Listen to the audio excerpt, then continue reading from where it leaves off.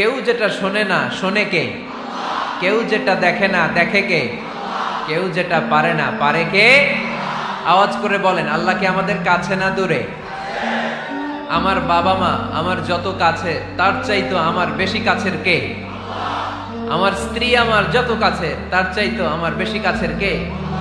আমি আমার যত কাছে তার চাইতো আমার বেশি কাছের কে? আল্লাহ তাআলা তিনি যে আমাদের কাছে, এটা বোঝানোর জন্য তিনি কোরআনে দুটি শব্দ ব্যবহার করেছেন। আওয়াজ করে বলতে হবে, কটি? দুটি। এক জায়গায় ব্যবহার করেছেন করিব, আরেক জায়গায় ব্যবহার করেছেন আকরাব। রব্বুল আলামিন বলেন, ওয়াইযা সাআলাকা ইবাদি আন্নী ফাইন্নী করিব উজিবু দাওয়াতাদ দাঈ ইযা দাআন فَلْيَسْتَجِيبُوا لِي وَلْيُؤْمِنُوا بِي لَعَلَّهُمْ يَرْشُدُونَ। রব্বুল আলামিন বলেন,